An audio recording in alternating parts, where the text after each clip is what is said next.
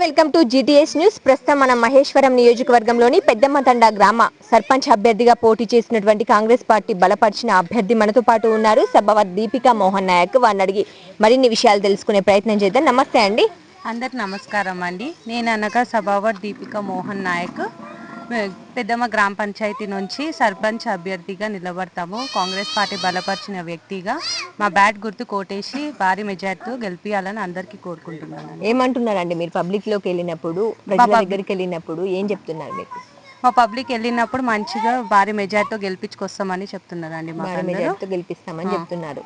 So ఎట్లాంటి problems ఉన్నాయి? ముఖ్యంగా విలేజ్ లో కనుక చూసుకుంటే ప్రధాన సమస్యలు ఏమున్నాయి? మీరు గెలిచిన తర్వాత ఏం చేస్తామని చెప్తున్నారు వాళ్ళకి? వాళ్ళు ఏమంటున్నారంటే మాకు కొంచెము స్కూల్స్ అనేటివి, కొంచెము కమ్యూనిటీ హాల్స్, గ్రామ పంచాయతీ ఏం లేదు, మాకు కొంచెం రోడ్స్ అవన్నీ మంచిగా కావాలని కోరుకుంటున్నారు. అవన్నీ మేము చేపడతామని అందరికి తెలియజేస్తున్నారు. ముఖ్యంగా అంటే మీరు తీసుకొచ్చిన ఏమన్నా స్కీమ్స్ ఉన్నాయి? ఇప్పుడు గెలిస్తే గనక ఈ పని మొదటిగా చేస్తాము ఈ ఊరికి అని చెప్పేసి ఏమన్నా చెప్తున్నారా? మేమేమో ఇక విలేజ్ లో ఏ సౌకర్యాలు కరెక్ట్ గా లేవు. వాళ్ళు ఏం వర్క్ అడిగితే మేము అది చేపిస్తాము. మేము అనగా ఏమనుకుంటున్నాం అంటే ఫస్ట్ అనేది మా విలేజ్ కి ఒక గ్రామ పంచాయతీ అనేది లేదు. ఫస్ట్ అనేది గ్రామ పంచాయతీ ఏర్పాటు చేసుకుంటాము. పిల్లలకు ఆడుకోనికే ప్లే గ్రౌండ్ ప్లస్ లైబ్రరీ, అవేమైనా వాళ్ళకి ఏ సౌకర్యాలు, టెంపుల్స్ అయినా ఏవైనా కానీ మేము అన్ని చేపడతాం. యువత ఎక్కువ ఉంటారు కదా ఇక్కడ, యువత ఎక్కువ ఉంటారు కాబట్టి, పిల్లలు ఎక్కువ ఉంటారు కాబట్టి పిల్లలకి ఏ విధంగా అట్రాక్ట్ చేసే దిశగా మీరు ముందుకెళ్తున్నారు? మేము పిల్లలకు అనగా మేము ఫస్ట్ అనేది వాళ్ళకు ఎడ్యుకేషన్ నాలెడ్జ్ ఇవ్వాలనుకుంటున్నాము. ఇక మా యూత్ అనేది ఏ వర్క్ లేదు యూత్ లకి. ఫస్ట్ మెయిన్ ఫాల్ ముందున్న సర్పంచ్ ఏం చేశారంటే ఫస్ట్ యూత్ లకి ఒట్టి మద్యం తాగించడము, వాళ్ళకు ఇది అది అనే విధంగానే ఇది చేసిన కానీ ఒక్క యూత్ కి బయటకు అయితే తీయలేదు. జస్ట్ వాళ్ళు ఏం చేస్తారు, మద్యం తాగిద్దాము వాళ్ళకు భయపట్టి మేము ఇది చేద్దామని కోరుకుంటున్నారు వాళ్ళు. మరి మేము ఇక మాకు అవన్నీ ఇప్పుడు మా కాంగ్రెస్ పార్టీగా ఫస్ట్ ఇప్పుడు ఉన్నాం కదా, ఇక మేము అవన్నీ కాంగ్రెస్ పార్టీ నుంచి ఏ వరకు అయినా గెలిపించుకొస్తామని మేము కోరుకుంటున్నాం. 6 గ్యారెంటీలు ఉన్నాయి కదా, 6 గ్యారెంటీలకు వెళ్ళినప్పుడు మీరు ప్రజల్లోకి వెళ్ళినప్పుడు వాళ్ళు ఏ రకంగా ఉంది రెస్పాండింగ్ 6 గ్యారెంటీల పైన? వాళ్ళు ఓకే అంటున్నారండి. మా గ్యారెంటీలకు అందరికి ఓకే అంటున్నారు. మీరు ఫైనల్ గా మీ గ్రామ ప్రజలకు ఏం చెప్తారు? మా బ్యాట్ గుర్తు కోటేసి భారీ మెజార్టీతో గెలిపియాలని అందరికీ తెలియజేస్తున్నాం. ఓకే. మేము ఎక్కడికైతే ప్రచారంకి వెళ్తున్నామో అక్కడ మాకు వచ్చి ముందుగా అడ్డంకులు చాలా వస్తున్నాయి. ఆ సర్పంచ్ అనే వ్యక్తి మాకు ఎక్కడికి వెళ్ళినా వాళ్ళ భార్యతో కానీ వాళ్ళతో కానీ చాలా మాటలు అనేది మాకు చెప్తున్నారు. వాళ్ళు అట్లా చేయకుండా ప్రజలు ఇప్పుడైనా మీరు కళ్ళు తెరిచి మాకు ఓటేసి భారీ మెజార్టీతో గెలిపిస్తే మా కాంగ్రెస్ ప్రభుత్వం రూలింగ్లో ఉంది కాబట్టి ఏ పనైనా మేము చేసుకొస్తామని అందరికి తెలియజేసుకుంటున్నాను. బ్యాట్ గుర్తు కోటేసి భారీ మెజార్టీతో గెలిపియండి. అందరికి నమస్కారం అండి. గతంలో మీరు కూడా ఇక్కడ కాంగ్రెస్ అభ్యర్థిగానే ఉన్నారు, కాంగ్రెస్ లో ఎన్నో కార్యక్రమాలు చేశారని చెప్తున్నారు. అలాగే మీరు రీసెంట్ గా గనక నామినేషన్ వేసేటప్పుడు మిమ్మల్ని వేరే కార్లో తీసుకెళ్లి మిమ్మల్ని భయభ్రాంతులకు గురి చేశారని కూడా చెప్పారు కదా, ఆ విషయం ఒకసారి చెప్పండి. నమస్కారం అండి. నా పేరు మోహన్ దీపిక. నేను కాంగ్రెస్ పార్టీ నుంచి ఎన్నికయ్యాను. అయితే అందులో కాంగ్రెస్ పార్టీ నుంచి నామినేషన్ పోయాను.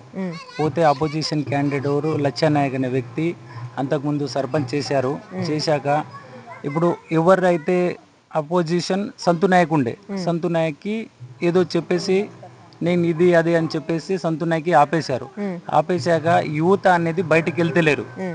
ఇప్పుడు నలుగురు ఒక పెద్ద మనుషులు ఉండి వాళ్ళే చేసుకోవాలి, రాజకీయం మేమే చేయాలి, ఎవరు రాకూడదు అనేది ఈ విధంగా వాళ్ళు చేస్తుంటే ఎవరికి భయపడకుండా నేను నామినేషన్కి వచ్చాను. నామినేషన్కి వస్తే నామినేషన్ ఇవ్వద్దని నేను చాలా బలవంతం చేశారు.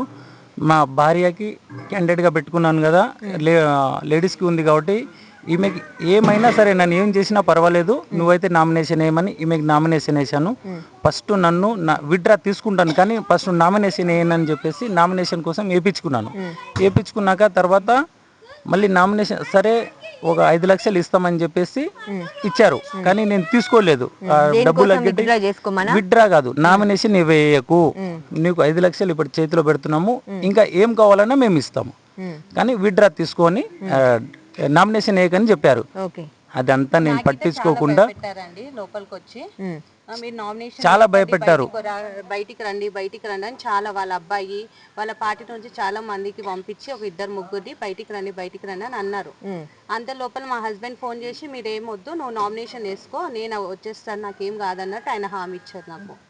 ఇట్లాంటి అట్లా బెదిరించడం ఎంతవరకు కరెక్ట్? ప్రజాస్వామ్యబద్ధంగా ఎవరైనా పోటీ చేయొచ్చు, ఎవరైనా పోటీ చేయొచ్చు కదా, వాళ్ళకి ఎంతవరకు రూల్స్ అయితే లేదు కదా. అందరికి నామినేషన్ హక్కు ఉంది, అందరు నామినేషన్ వేసుకుంటారు. వాళ్ళు వచ్చి అట్లా భయపెట్టడము, మేము ఇది ఇస్తాం అది ఇస్తాం అని ఇట్లా చెప్పి అందరు ఊర్లకి వాళ్ళు గ్రిప్పులు వేసుకున్నా, నేను అందరికి డబ్బులు ఇస్తున్నా, ఇది ఇస్తున్నా అని చెప్పేసి అందరికి మా గ్రామ పంచాయతీకి అదే ఇది చేస్తున్నా ఆయన మొత్తానికి బెదిరింపులు చేస్తున్నారు. ఓకే, చెప్పండి ఇంకా. దయచేసి నేను నామినేషన్ వేసుకున్నాను. నామినేషన్ వేసుకున్న తర్వాత విత్డ్రా చేసుకోమని చెప్పేసి చాలా బలవంతం చేశారు. తుక్కుగూడెంలో ఒకసారి, మహేశ్వరంలో ఒకసారి పిలిపించి మాట్లాడారు.